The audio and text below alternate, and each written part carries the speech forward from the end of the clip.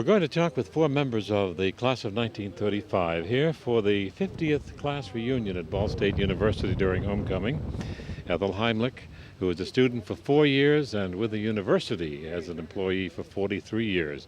Dr. Collins Burnett, who is class president, he's from Anderson.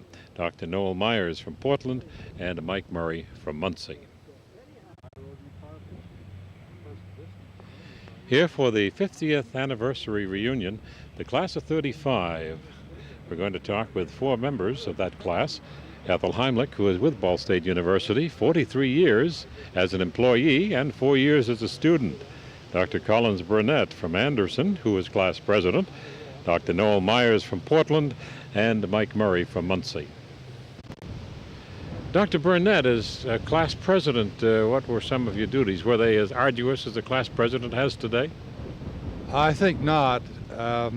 We had so many people in our class who were willing to help and do various kinds of jobs, serve on committees and one thing or another, that being class president then was really very easy.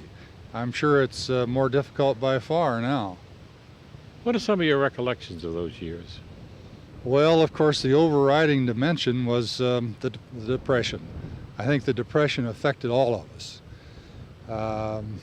None of us had very much money. I know that my folks had a little money in the bank in Anderson that failed, and that hurt us. And sometimes it was a problem to know whether to have enough money for tuition for the next quarter. And I brought my lunch every day so I wouldn't have to pay for that. But in the end, it worked out. And even though the threat of World War II was coming over the horizon, we managed to get through. And one of the things that I remember so well was the friendliness, the camaraderie of my classmates, the friendship of the faculty, and the wonderful things that happened here on this campus in terms of just learning to think and write and read better than I had before. How did you commute from Anderson? Well, I rode in a carpool the first 3 years, and in my senior year when I did student teaching, I rode the interurban. And then I walked from the interurban line down Tillotson to the campus. Am I in it? Ms. Heimlich, what do you recollect starting here in 1931? Times were tough. We didn't have student loans at that time. How did you do? Well, I picked strawberries and tomatoes that summer to have fees for the first quarter. I also worked for my room and board my freshman year. But the thing I especially remember, another young man, or a young man from Upland, got a pink slip the middle of the quarter. And Mr. W. Wagner went over to Upland to see what the problem was. He learned about me, came back and offered me a job at the switchboard in the administration building. So that's how I started working at Ball State. And of course you became very important to the university. Tell us about the position you retired from recently. Well, at the time of my retirement, I was budget director and assistant treasurer, and also served as recording secretary for the board. Did you think the times were hard in the 30s? I don't think we thought too much about it. Everybody was in the same boat. I do remember that we thought anyone who lived in Lucina Hall must really have money, because most of us stayed in homes and did our own cooking, maybe in the basement of the home or in a converted bedroom. How large was the class of 35? I guess we had something like 200 when we were graduated, but I think when we started we had about 500. At that time we had the 2-year graduates also. So about half of the total went into the 2-year curriculum and the other half into the 4-year curriculum. Did you have all the hoopla we have now, the parades and the homecoming and the bonfires and bed races? Not bed races, I'm sure. I think that would have been too risque for us. We had bonfires, and of course the football team played out on West Campus, the baseball team also. Didn't dream of having buildings north of Riverside. We were Well, at that time, all the buildings faced on the quadrangle. You've seen a lot of growth on campus. Yes, I really have. From about 1,200 students when I was a freshman to 18,000 at the time of my retirement in 1978. Dr. Collins, what is your impression coming back after 50 years? It's Dr. Myers, I'm sorry. Do we start over? We start over. I'm sorry, I said Collins. I don't know where I got Collins. Dr. Myers, you rolling? Okay, Dr. Myers, what is your impression coming back to the campus after 50 years? The physical growth and the population growth is just startling. It's almost amazing. It was just relatively a handful of people students when I first came to campus. I think that is my biggest impression, is one of growth. Do you see a lot of change in the way classes are conducted and instruction today as compared with 50 years ago? Well, I haven't been into a classroom lately, but I can tell you this, that the institution at the time of my attendance was one of discipline.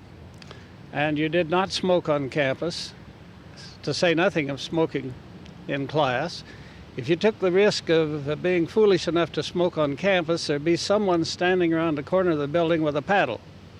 And they used it with force. Even in a college, you were paddled. Oh, yes. How about automobiles? Were there some who had automobiles? Were they allowed or what? There were very few. And they were of ancient vintage, and they were much in demand. And, of course, they were shared a lot. But individual ownership of cars was practically nil. Of course, you didn't have any parking problems either. No parking problems, and not many traffic tickets. You're from Portland. Did you live in Portland at the time you enrolled in Ball State in 1931? I came from a farm home outside of Portland in Jay County, and I attended this college, sometimes coming on the old traction line between Portland and Muncie. And what is your field of study? Well, my field was science and industrial arts and art. Did you become a teacher? For a few years, yes. I started teaching in Kokomo, and went as an administrator to Newcastle, and from there went into the Foreign Service. What are your fondest memories of the early days, 31 through 34? That's a pretty big time, 35. A small group of us, known as the Navajo fraternity, rented a house and lived in it. We did our own cooking. We were very close. It was almost a family situation. And times were so difficult. I can well remember the faculty bringing food to the house so that we might have something to eat. Those are some of my vivid memories. I can also remember during that time, if one drove through certain sections of Muncie, there were people living under sheets of tin and in boxes, and having potato peelings in their lunch pails. So times were just as bad as we read about. They were quite bad. What happened to the Navajo fraternity? I think that a friend of mine by the name of Murray, you should ask him. He probably is more historically oriented than I am on that, but it faded out and it changed over to a Greek fraternity, and I'm sorry, but I can't recall the name. We'll ask Mike. Thank you. Mr. Murray, what happened to the Navajo fraternity? Navajos were established probably in 1918, as I recall. Reading some of the ancient history of the fraternity, and as Mr. Myers, Dr. Myers had indicated, we had our own home, and we turned out to be a pretty good bunch of bachelors because although the spirit died down for a while, but about 8-9 years ago, a number of us decided we'd try to revive that old spirit. So we they got together as many of the people as we could find, sent out letters, and sure enough, we had a real good turnout. And we are continuing that yet today. We're having a dinner tomorrow night.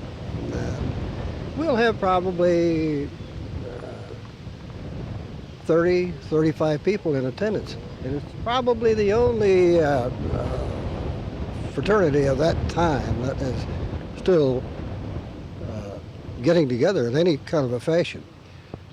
Did the fraternity do some of the things in those days that the fraternities do today?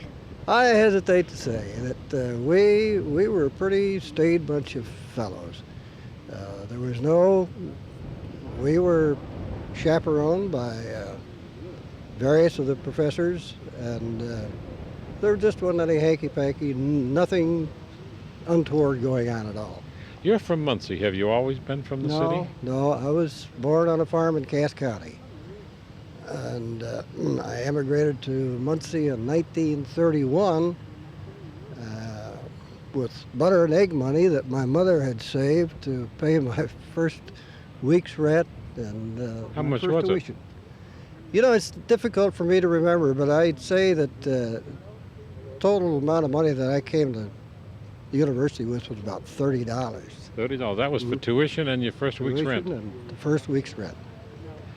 And from then on, one of the interesting jobs that I had was, since I came from the farm, I registered for work with the university, or at that time, Ball State Teachers College.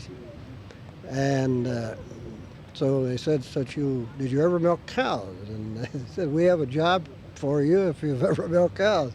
I remember the name of the people over here now where St. Francis Assisi Church is.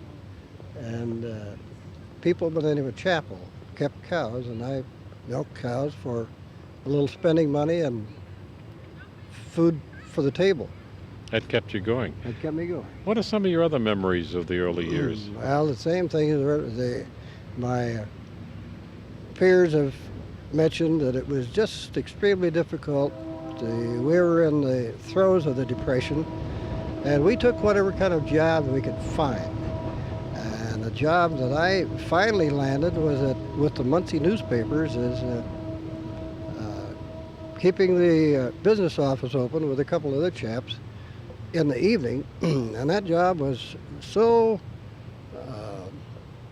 well known with my classmates that one of them took the job after I left and kept it for a number of years after that. It was one of the better jobs for a student going to school. Of course, you've seen the campus grow over the years and enlarge. And how do you compare things today with? Let me ask you a different question. Adversity. Do you think adversity helps strengthen character, and it's not always a bad thing? No question. There's no question that